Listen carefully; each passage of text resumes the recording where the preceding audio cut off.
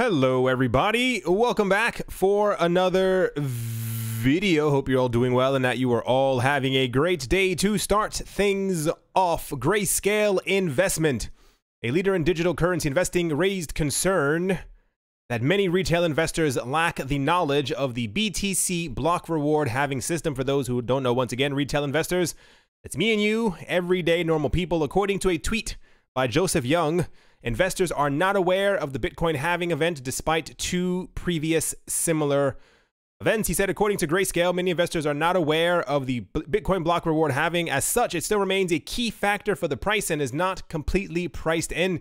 We were surprised to learn that many of them were not even aware of this event. The Bitcoin block reward halving is expected to take place mid-year 2020.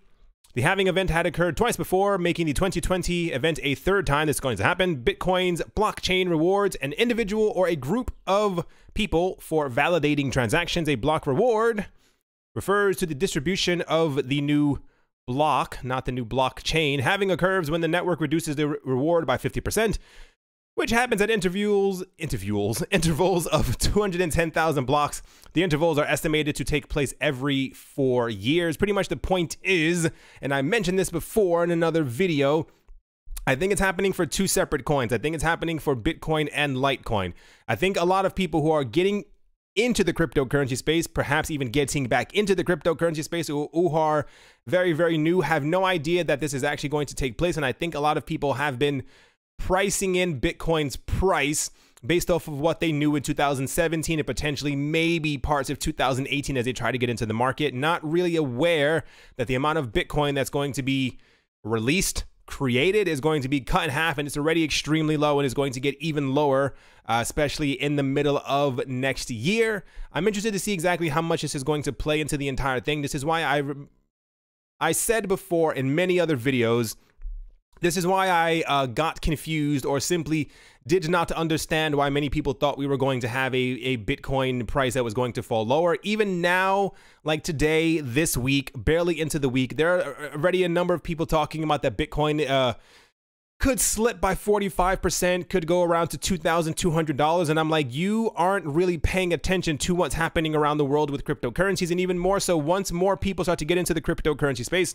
once we have the big four, big five, as I call them, all the stuff that's supposed to happen between June and July, actually launching, activating, coming live, whatever you kind of want to call them. And then when people actually start pricing in the amount of Bitcoin being cut in half, I think we're going to see a rally unlike anything that we've ever possibly seen. I expect more so that by the end of this year, and I want to say give it a good November, December type time frame, we're going to see a lot more news about the Bitcoin reward being cut in half in 2020. And I think that that's going to be another major catalyst for the Bitcoin price catapulting itself by the end of this year.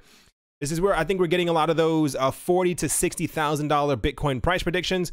Who knows exactly what's going to happen, but typically what we've seen before is that during the other rewards getting cut in half, Bitcoin has usually skyrocketed. And what's interesting about this situation right now is that Bitcoin has never had this much attention being paid to it. Even during 2017, we didn't have as many people in the cryptocurrency space, and we didn't have as much infrastructure being built around cryptocurrencies, nonetheless Bitcoin. In 2016 and 17, I think we had about 4 cryptocurrency exchanges, with Coinbase being the largest one. And I think everything, for those of you who remember, was very dark times.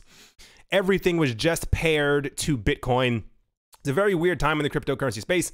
We have moved far beyond that. We have, I was going to say thousands of cryptocurrency exchanges. I don't know the exact number. Anyway, the point is, infrastructure has been built up massively. And I wonder what's going to happen, especially if you also pay attention to what we've been having in the news the last couple of weeks, as far as like the inflation and the hyperinflation that's been happening around the world. Like we were just talking about that Turkey apparently has like anywhere from 18 to 25% inflation every month. Like a lot of this only started happening about a year and a half ago, before the entire world knew even what a Bitcoin was. So as all of this stuff has slowly been priced in, and we're starting to get these metrics of people doing investigations, I don't know, as far as how many people hold cryptocurrencies, how many people plan on buying cryptocurrencies, the amount of institutions who are into cryptocurrencies, and the amount of institutions who have expressed interest in buying Bitcoin and Ether and XRP for the long haul, whatever the actual case might be.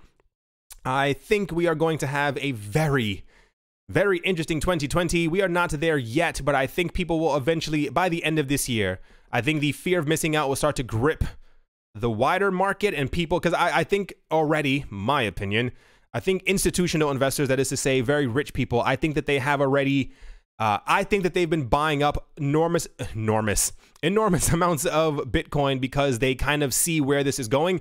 We have never had anything like this in our history of finance, where we can mathematically see that something was going to be produced less of, i.e., you may have gold and silver, they are rare, and platinum is also rare, and so, but we keep digging into the ground and we continue to find more.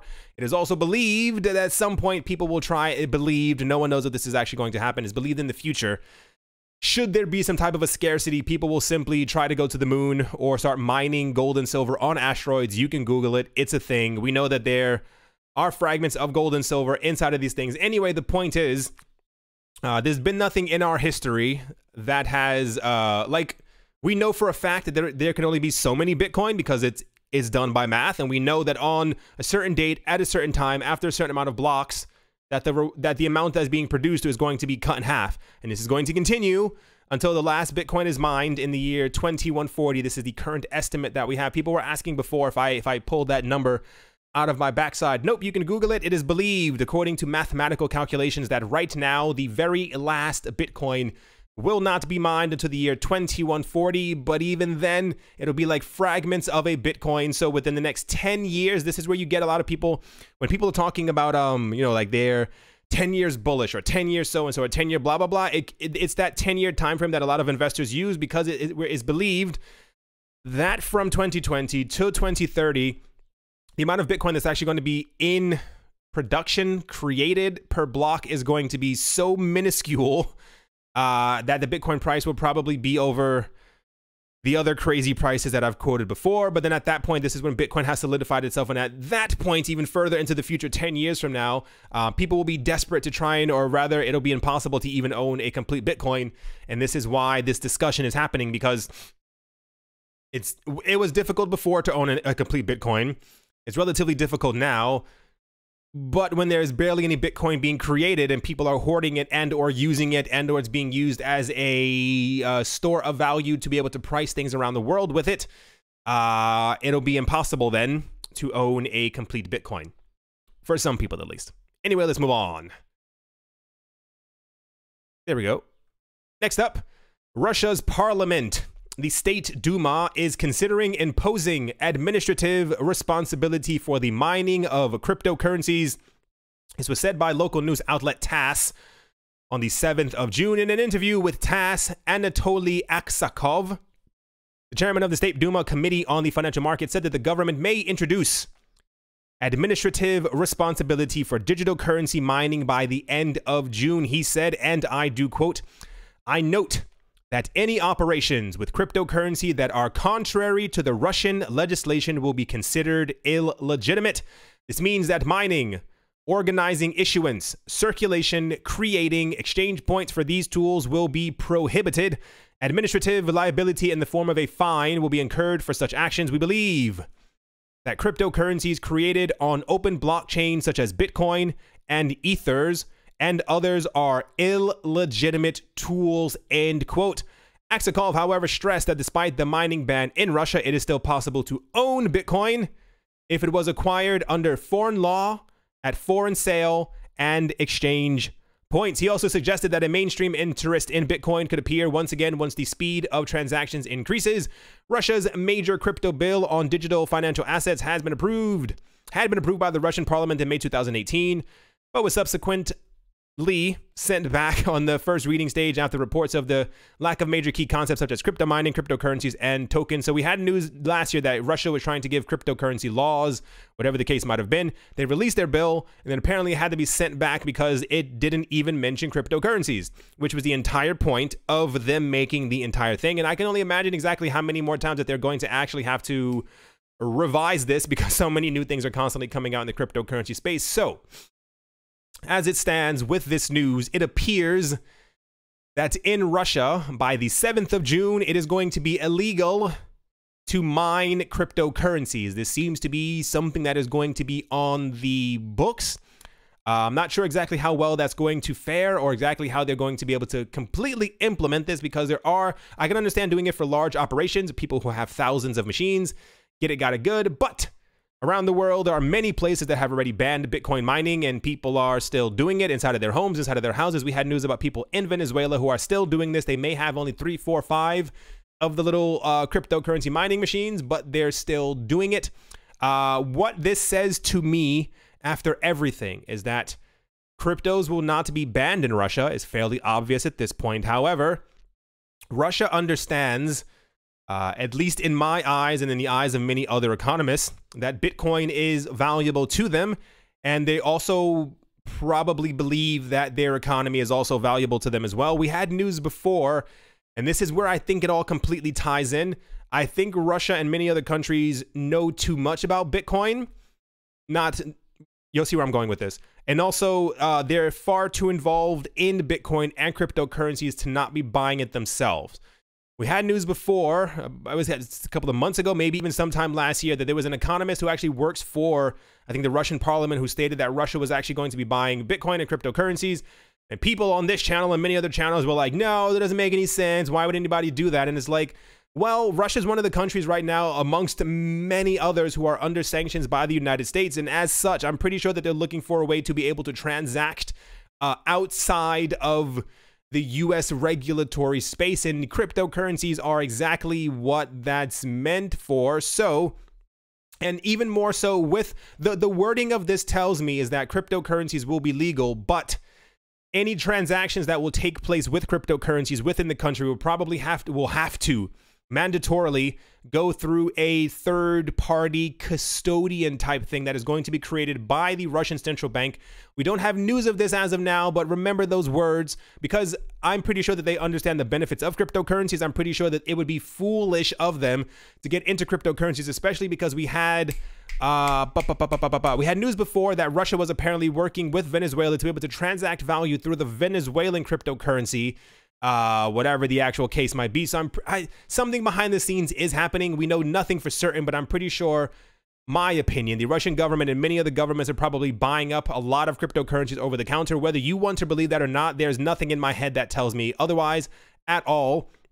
And I feel like they're going to kind of do the exact same thing that Venezuela has done, where this is why I'm always shocked that Bitcoin and Litecoin aren't into the freaking stratosphere at the moment, because a couple of months ago, Venezuela announced that the only legal currencies for remittances to be able to enter the country, that is to say, if someone's trying to transfer money or funds to Venezuela, it was the Venezuelan currency, their fiat currency, the paper dollar, their Petro, the cryptocurrency, and it was also Bitcoin and Litecoin. That was it. And it have to go through the government, and then it kind of get transmitted to other people. This is what I think is going to happen in Russia and many other countries.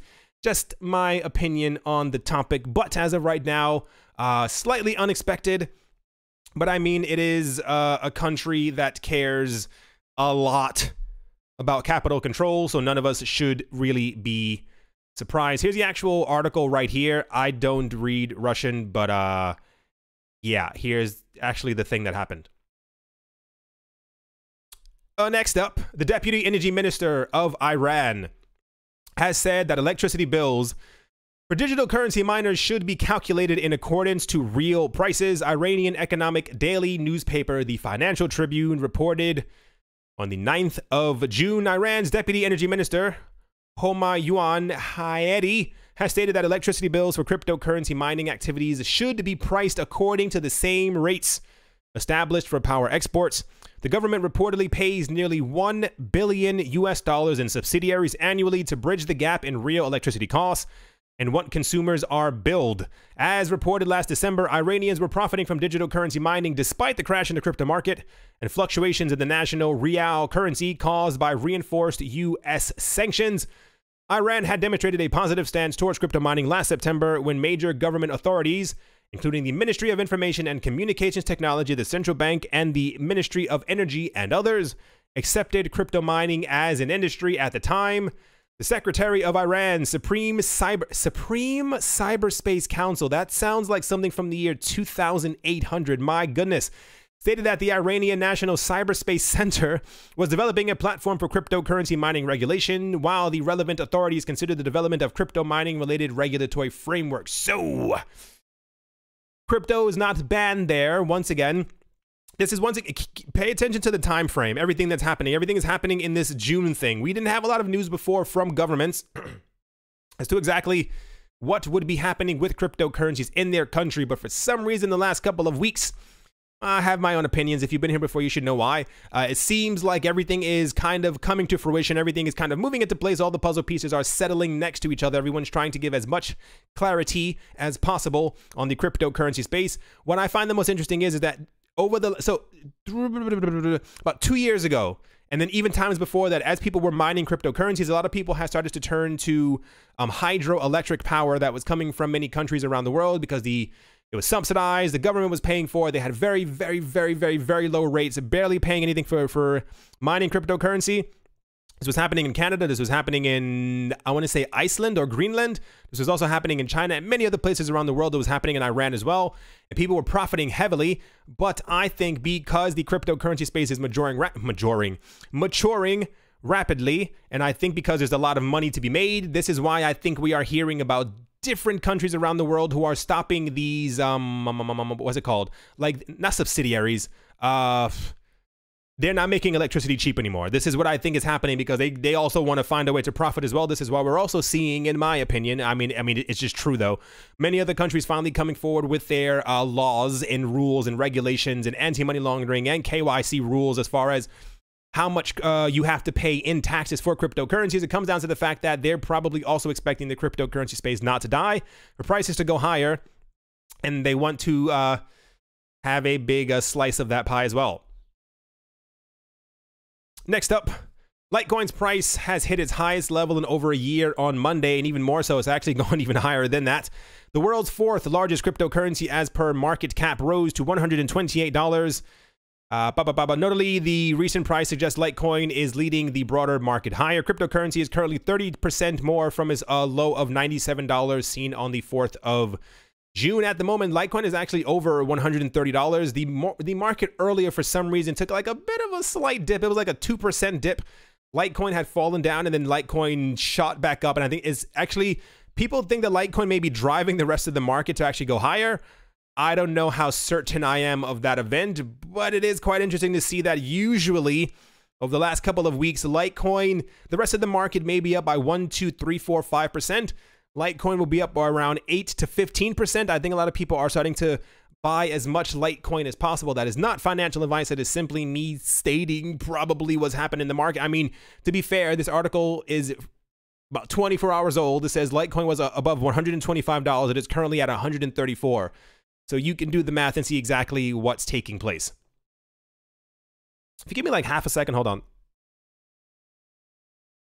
It's incredibly warm here. I mean, summertime, so gotta turn on the air. Coinbase is adding the Ethereum stablecoin known as DAI, D-A-I, to its Earn program. And it's the second addition to the Crypto Unicorns education initiative this month, following the announcement of EOS support on the 1st of June. Earn allows Coinbase users to receive crypto in exchange for watching videos and completing quizzes. After various protocols, DAI became the first stablecoin to be added to Coinbase Earn, which already boasts EOS, Lumens, Zcash, BAT, and 0x. Coinbase strives to be a trusted source where customers can educate themselves about new development in crypto, and we're excited to offer people a new opportunity to learn about and earn DAI, the company said on Monday. Coinbase says it plans to pay out more than $100 million worth of crypto through its Earn initiative. Coinbase users can receive up to $6 in DAI, or about $2 for each lesson. I saw a couple of people in the comment section. I mentioned something else before. I can't remember what it was. It has something to do with like receiving free crypto, and somebody was saying, yeah, like they usually get it, and they either, when they get the free crypto from Coinbase, they either sell it into XRP or they sell it into Bitcoin. Not a bad option. I don't care for Coinbase at all. I don't like the idea of Coinbase. However, I know that this could be advantageous for a number of people who are looking to get into the cryptocurrency space, who are looking to kind of get free cryptocurrencies. Years and years and years ago, we had things called like crypto faucets. I wish I had appreciated them more back then. Pretty much what ended up happening was that people were creating websites where they would give away free Bitcoin. It was the oddest thing in the entire world. You could receive like 1/10 of a Bitcoin. You could receive like 1/100th of a Bitcoin, but no one really took it to heart, and people were barely even using them. So this kind of seems to be like the new 2.0 as far as being able to receive free money in the cryptocurrency space. I think for the other coins, I don't know the exact amount that it was. I think you can earn up to $25 in lumens. It is what it is. It is free money, but I don't really care for Coinbase as a company. However, there are a lot of people who could probably benefit from free money. So, yeah. Next up, TRON is in the news. TRON, the 12th ranked cryptocurrency, has always had a foothold in the dApps department, and that prowess has led to several upgrades and additions within the company. One of the most awaited add-ons for the company was the Sun Network, touted to be a game changer in the propagation of a decentralized internet. On the 11th of June, that is today, it was announced that the Sun Network testnet was officially launched, with Chief Executive Officer Justin Sun tweeting. He said, Sun Network testnet has officially launched. The overall solution of Sun Network will provide unlimited scaling capacity for the TRON mainnet, bringing in more possibilities to development of TRON's dApps and entire ecosystem.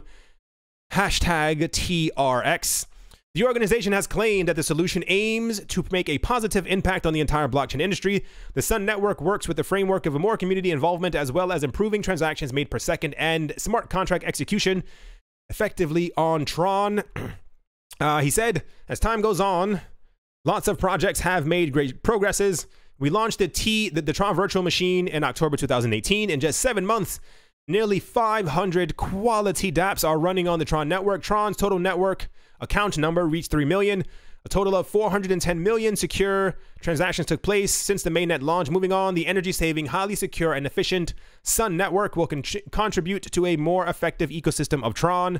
There was another something around here. Where exactly was it? I can't really find it. Maybe that's it. Anyway, the point is, apparently this is supposed to, according to them, have a, at least for me, the most important takeaway from this is the unlimited scaling. And I assume this has to do with more of a, my blockchain can do 50,000 to 1 million transactions per second. That was a very big thing in 2018. I think a lot of the other blockchain networks that we have out there are still working on proposals and things like this. But this is usually the number that we get quoted. Why that number? Because I believe, if I'm not mistaken, I believe Visa and MasterCard are able to process anywhere from, I think it's 40 to 60,000 transactions per second.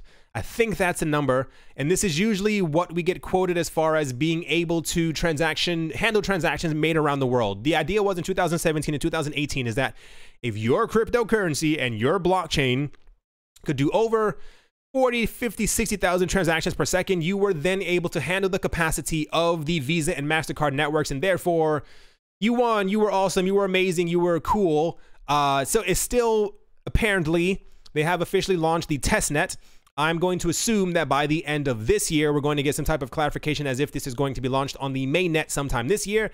It's very exciting. A lot of people are focusing on the prices, which I mean, you should. By all means, please go for it. I'm more interested in the fact that a lot of people thought before that the cryptocurrency space was somewhere in between 1993 and 1995 as far as the development of, you know, in comparison to the development of the internet. And this is where cryptocurrencies were kind of going.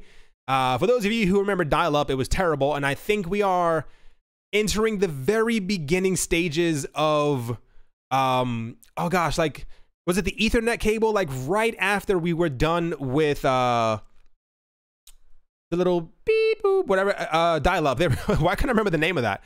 And I think that by next year, I'm hoping and I'm assuming, because we have TRON, we have EOS, we have Cardano, we have Ether probably as well. We haven't really heard about speed updates from XRP, and there was one other blockchain that also promised, not the Lightning Network. That's something completely different. But there were another of like on-chain blockchain solutions that people were saying that they'd be able to handle anywhere from 50,000 to 1 million transactions per second. I think that that's when we get into our like first days of Wi-Fi. It's coming very, very quick, and a lot of people are doing the testnet thing right now. So I'm interested to see exactly how much and how robust the cryptocurrency space can grow. And I mean, even I know you, if you haven't been here before, TRON is not my most favorite coin, but I have a motto: if you can do it, do it. If you can show that everybody else that you are able to do 1 million transactions per second and you are infinitely scalable, by all means, unlimited scaling, show it to everybody, show your dominance. And I'm excited for the first blockchain whenever we get one, to be able to do the 1 million transactions per second. To kind of finish things off, data privacy startup known as Enigma is officially launching its second test network for Ethereum developers.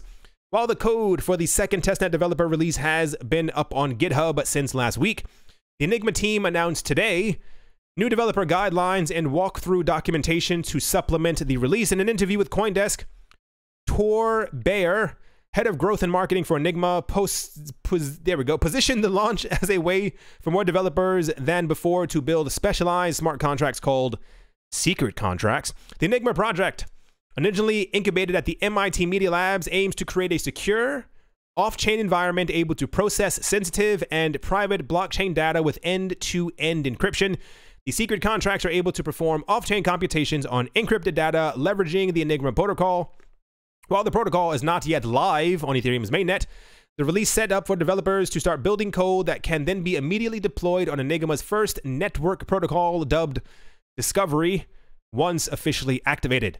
They said, we're releasing now the developer testnet release so that our partners and friends can get a jumpstart on development, so that by the time Discovery is live on the Ethereum mainnet, we can have live applications straight away. He added that unlike last year's testnet release back in July 2018, today's release is considered to be from a developer experience almost identical to what it will be when the public network version of the Enigma protocol actually launches. So this is another thing that I'm also very excited about. A lot of people were asking before, I don't personally own private transaction coins, Zcash, Dash, Monero, Bublock, so and so and so.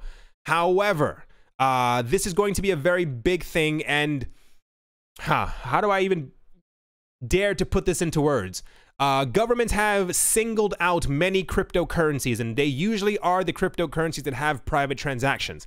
However, what we're seeing develop on the other side of other cryptocurrencies, Bitcoin, Ether, Lumen, Bugala, so and so, is that they're also making parts of their blockchains private, and eventually there will be full implementation of private transactions on these blockchains as well. Why this is very interesting or notable is because as many countries around the world become, this comes down to them not really understanding or really wanting to understand the cryptocurrency space. Why it's interesting is because as many countries around the world become very comfortable with Bitcoin, Ether, so and so, Litecoin, they're allowing these, in their country, they can track the transactions. Eventually, they won't be able to, because there are going to be so many other side chains and other layers to these blockchains that will completely obfuscate or make private or unseeable in nearly every single transaction, every single smart contract execution that's actually happening on these platforms. We're about a good year and a half, year away, 2 years, somewhere around that time frame for this, like the major implementation of these things to kind of get going. We're supposed to be sometime this year having information from Charlie Lee about, I believe it's not Nimblewimble, I can't remember what it is. Anyway, private transactions on Litecoin as well. I think we're going to see a new era of cryptocurrencies where we have complete control and privacy over what we do with our money and how we actually send our money. I know that's going to send shockwaves through a large part of the world, but this is why I'm secretly hoping that it takes at least another year and a half, 2 years. I want Bitcoin to pass by $100,000. Then I want everything to kind of roll out, and then I want it to kind of just solidify itself in history. As always, a very special thank you to my Patreon supporters. They are Mechanic, Anthony Charles, Nick, Mangelavori, Arthur Yaku, Minting Coins, Jim Gardner, Jeremy the Photographer, Tom and Sam are losers. That's what it says. Haha. Paxis, Vlad the Impaler, Cody, RF Dusty, Richie Rich the Third, Nick Kanaya, Setsuna, Nicholas One Earth, One Piece, One Love, Crypto Artist, Coldy 3D, Clara T. Snowden, Crypnotic, Jeffrey Ramsey, Amy Starsheen, Yasha Harari, Rai Rai, singer-songwriter Mike Savitz, Carl Birchenoff, Mohair Maroney, Crypto Joe, Gil Boa Snake, Shaolin Fried Rice, Wise Night Owl, Jared Schneider, L Doug, Brady Niels, Crypto and Beer Shipmate, SC Verzely Fine Art, and Professor Wally from Gunbot University. Thank you all very, very much for your patronage. I give you a gigantic digital hug. If you felt that, that's kind of weird because I'm not there at the moment. Market's kind of all over the place. Earlier, the market was, I think Bitcoin was at 7,700. It started moving back up, and that's what this little uptick is right here. I think this may have been propelled by Litecoin. Litecoin was up, I think, around, I want to say 9-10%, somewhere around in that range. But since then, Bitcoin has kind of, I think Bitcoin was up around 1.5%, kind of moving back slowly. And I assume this is also causing the wider cryptocurrency market to also move back. And you also see that, yeah, because Tether's going up in price, even though it's supposed to be $1. Anyway, the point is, that means that more people are selling off cryptocurrencies and buying up Tether. And this is why the Tether price is going up. Yeah, hope you all enjoyed. Hope you all are having a great day, a great morning, a great afternoon, a great evening, wherever you are, wherever you might be. I hope it's absolutely fantastic. Thank you all once again for watching and listening. I hope you enjoyed and have a significantly good day. I don't know how to end this video. Thank you all once again for watching and listening, and I will most certainly be talking to you all soon. See you.